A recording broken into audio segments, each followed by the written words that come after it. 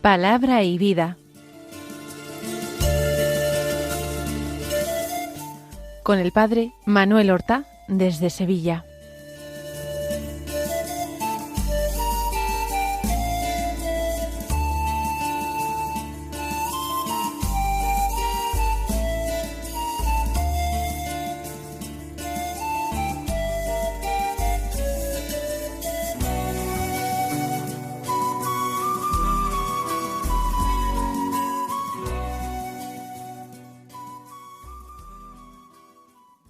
En el nombre del Padre, y del Hijo, y del Espíritu Santo. Amén. Alabados sean Jesús y María. Muy buenos días, queridos amigos, oyentes de Radio María y seguidores del programa Palabra y Vida. Hoy es el Día del Señor, es el domingo 26º del tiempo ordinario. Este domingo comenzamos, además, un nuevo mes. Es 1 de octubre. Octubre es el mes del Rosario. El próximo sábado, día 7, celebraremos precisamente a Nuestra Señora la Virgen María del Rosario. Y esa fiesta, de alguna manera, impregna todo el mes.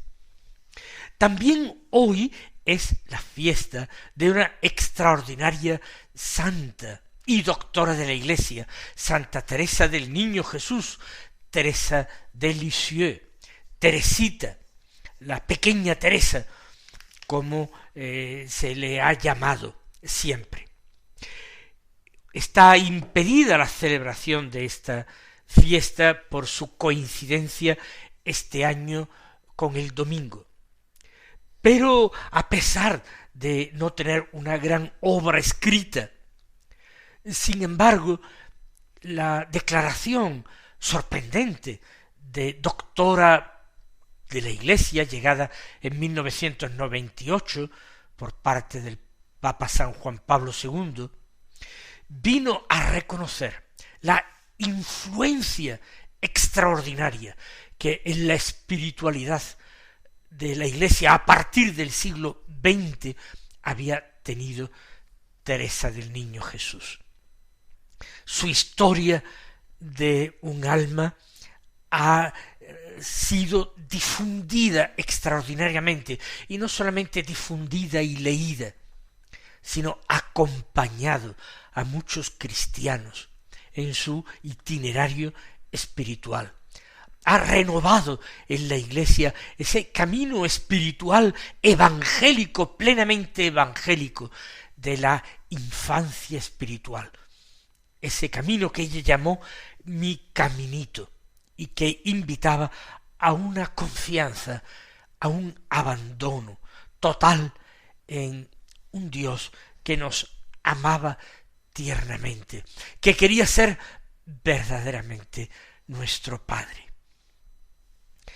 Pues vamos entonces a detenernos en las lecturas de la palabra de Dios de este domingo. La primera lectura es de la profecía de Ezequiel. Y siempre la primera lectura del Antiguo Testamento suele buscarse expresamente como complemento, ilustración del Evangelio. En este caso del libro de Ezequiel, capítulo 18, los versículos 25 al 28, que dicen así: Esto dice el Señor, insistís, no es justo el proceder del Señor. Escuchad, casa de Israel, ¿es injusto mi proceder? ¿No es más bien vuestro proceder el que es injusto? Cuando el inocente se aparta de su inocencia, comete la maldad y muere. Muere por la maldad que cometió. Y cuando el malvado se convierte de la maldad que hizo y practica el derecho y la justicia, él salva su propia vida. si recapacita y se convierte de los delitos cometidos, ciertamente vivirá y no morirá. Comienza el Señor, Dios, como si estuviera defendiéndose de un alegato que contra él se hace de parte de su pueblo, del pueblo elegido. El pueblo no cesa de protestar, por eso dice Dios, insistís. ¿En qué insisten? En que no es justo el proceder del Señor. Ellos piensan que el pecador que se convierte no tiene derecho al perdón de Dios, que sería entonces demasiado fácil.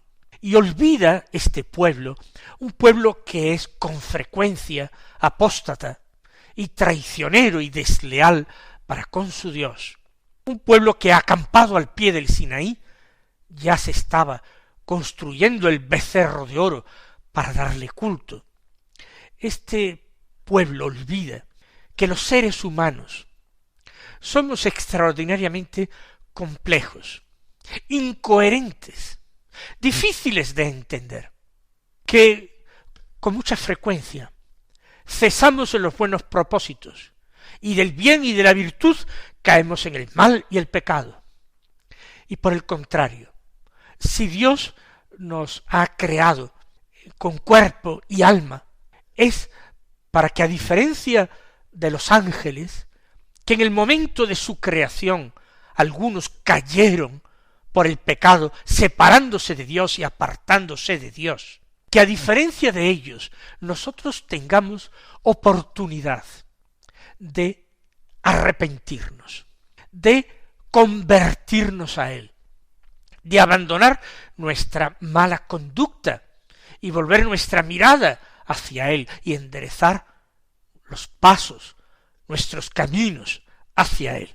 Y Él se complace en esta actitud del hombre en el cual no triunfa el mal por seductor que pueda parecer, no se obstina en el pecado, sino del hombre que libremente cree en el Señor su Dios, acepta al Señor su Dios y asimismo condena su comportamiento, salvando el querer de Dios y la voluntad de Dios, se condena a sí mismo y pide perdón y sobre todo cambia de conducta eficazmente. Ese tal da gloria a Dios, y a lo mejor incluso más que otro que no ha conocido el vértigo de la caída y del pecado. Recuerden aquellas parábolas de Jesús, de la oveja perdida y de la dracma perdida. Habrá más alegría en el cielo por un solo pecador que se convierta que por 99 justos que no tengan necesidad de conversión. Este es el ser de Dios. Así es Dios. Pero Israel, su pueblo, le reprocha injusticia. Y Dios le argumenta, ¿no es más bien vuestro proceder injusto? Cuando el inocente se aparte de su inocencia y comete la maldad y muere, muere por la maldad que cometió. Es perfectamente justo, recibe el castigo de su pecado, de su mal proceder. Elige un camino de muerte, muere por la maldad que cometió. En cambio, cuando el malvado se convierte de la maldad que hizo y practica el derecho y la justicia, él salva su propia vida. Se remite a la misericordia de Dios, que es capaz de otorgarle misericordiosamente su salvación. Con la ayuda de la gracia se arrepiente, con la ayuda de la gracia se convierte y de esta manera obtiene la misericordia. Si recapacita y se convierte de los delitos cometidos, ciertamente vivirá y no morirá. Vamos nosotros a decirle al Señor que sí. Vamos a pedir perdón por nuestros pecados. Vamos a pedir su ayuda para enderezar nuestros caminos.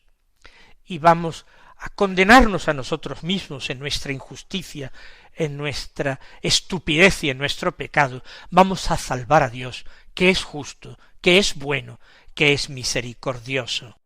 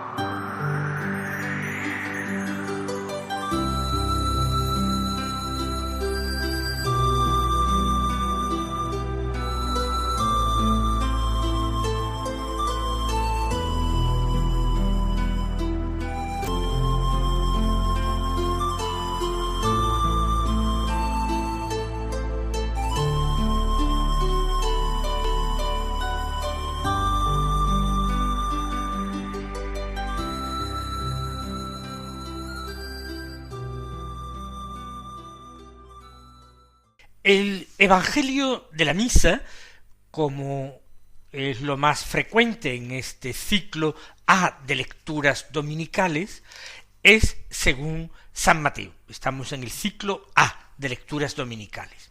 Del capítulo 21, versículos 28 al 32, que dicen así: En aquel tiempo dijo Jesús a los sumos sacerdotes y a los ancianos del pueblo: ¿Qué os parece? Un hombre tenía 2 hijos. Se acercó al primero y le dijo: Hijo, ve hoy a trabajar en la viña. Él le contestó: No quiero. Pero después se arrepintió y fue. Se acercó al segundo y le dijo lo mismo. Él le contestó: Voy, Señor. Pero no fue. ¿Quién de los 2 cumplió la voluntad de su padre? Contestaron: el primero. Jesús les dijo: En verdad os digo que los publicanos y las prostitutas van por delante de vosotros en el reino de Dios. Porque vino Juan a vosotros, enseñándoos el camino de la justicia, y no le creísteis. En cambio, los publicanos y prostitutas le creyeron.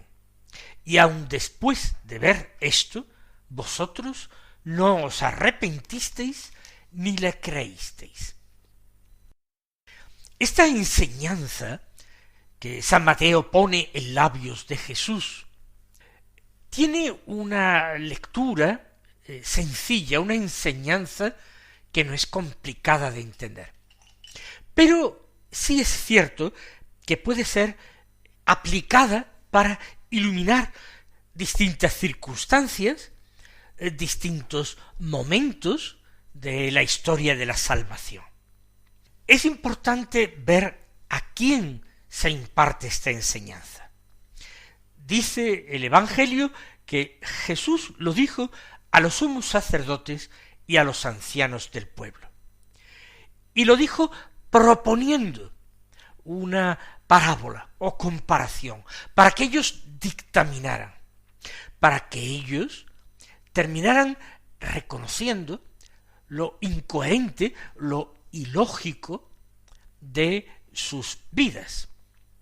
¿Quiénes son los sumos sacerdotes y los ancianos del pueblo? Son los representantes del pueblo de Israel. Los sumos sacerdotes son los sacerdotes que residían en Jerusalén y tenían la administración del templo. No eran los únicos en oficiar en el templo, pero sí eran los que llevaban diariamente la administración del templo, el orden en el templo. De ellos dependía la policía del templo. Esos esbirros armados que detuvieron a Jesús en el huerto de Getsemaní eran enviados por los sumos sacerdotes, empleados del templo para garantizar el orden en el recinto sagrado, los que envían para prender a Jesús. Estos sumos sacerdotes, familias de Jerusalén, eran, diríamos, el alto clero del país. Y los ancianos del pueblo eran los jefes de familias aristocráticas, familias antiguas, terratenientes de Jerusalén. Formaban parte de ese senado judío que tenía poderes legislativos y judiciales, etcétera, en la medida en que la autoridad romana o el poder invasor de turno antes de los romanos lo permitiera. En ciertas épocas gozaron de mayor autonomía y en otros de menor. Pues bien, estos hombres a los que se dirige Jesús son el pueblo de Israel, todo el pueblo a los que ellos representan. Y se puede aplicar esta parábola, en primer lugar, a la distinta reacción frente al Evangelio de Israel y de los pueblos paganos. Me explico. El pueblo de Israel era el pueblo elegido. A él habían sido enviados los profetas. A él se les habían concedido las escrituras que revelaban la voluntad de Dios para el hombre en cada momento. Tenían personajes importantísimos en la historia que eran los modelos de relación con Dios, los grandes patriarcas. Josué y antes que él Moisés. Moisés, el supremo profeta, el supremo enviado, el gran amigo de Dios, el hombre más paciente del mundo. Josué, su sucesor, es el que hace entrar al pueblo en la tierra prometida, dando así cumplimiento a las promesas de Dios. Los reyes de Israel, principalmente David, a quien se le habían hecho las promesas mesiánicas. Así pues, Israel, pueblo elegido, depositario de las promesas de Dios. Este pueblo había acogido la llamada de Dios, se había entregado a él, había concertado alianzas con Dios. Pero ¿qué ocurre? Después de haberle dicho a Dios, que es el Padre del pueblo, de haberle dicho, voy Señor, voy a trabajar en la viña, haberle dicho un sí a ese pacto, a ese acuerdo con Dios, luego, en la práctica, lo negó.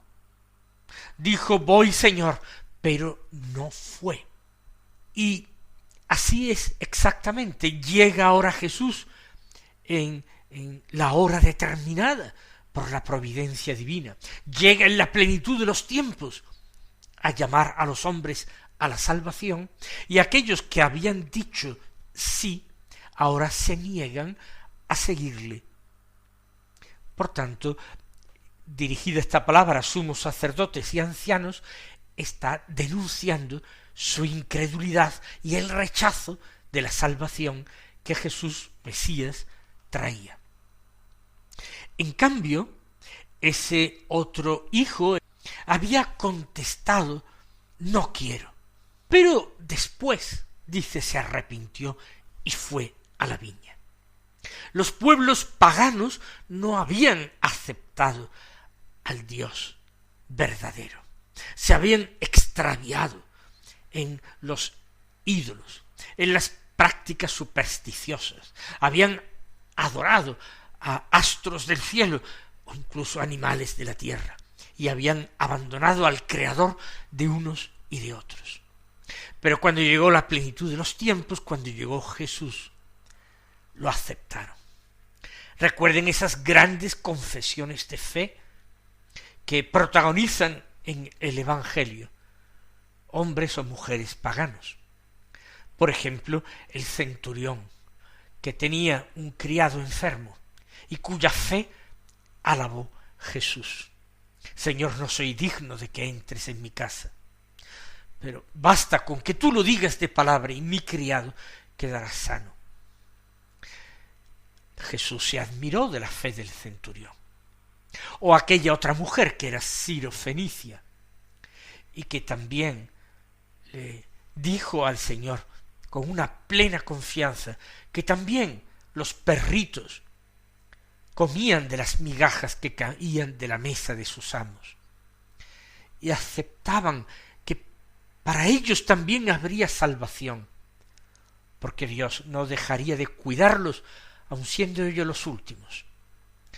También Jesús admiró la fe de aquella mujer sirofenicia y le dijo, oh mujer, qué grande es tu fe.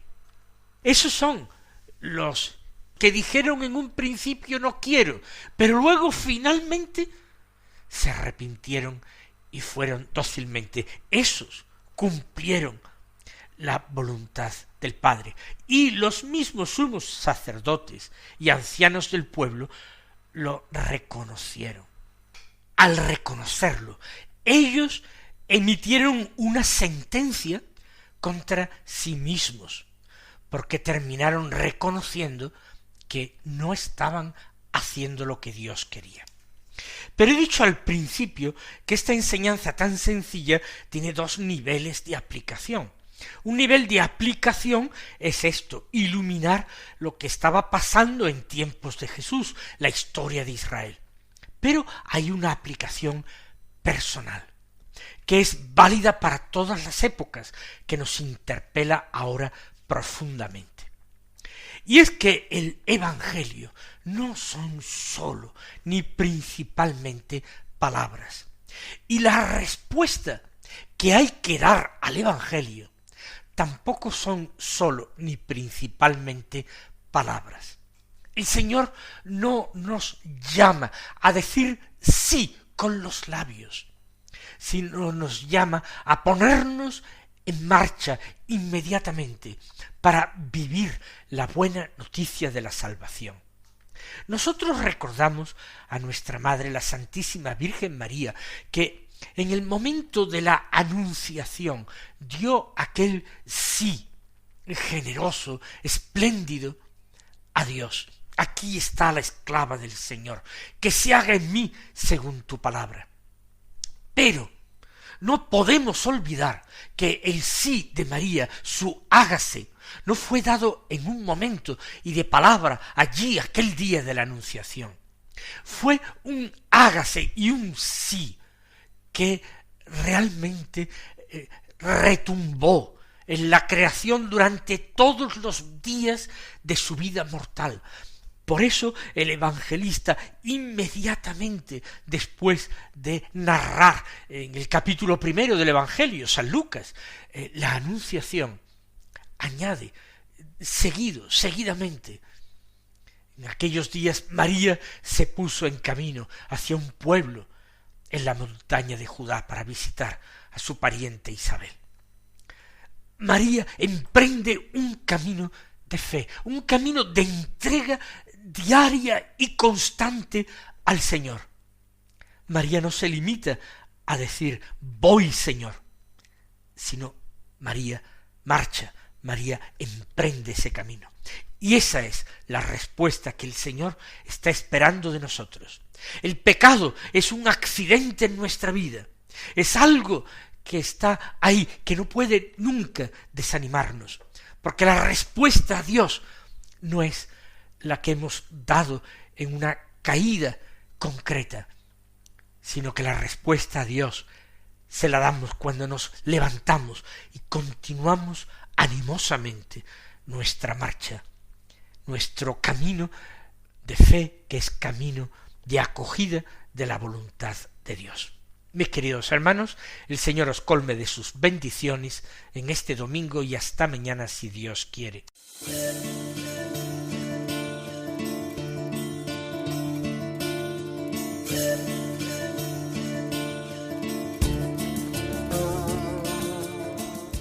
Han escuchado en Radio María Palabra y Vida,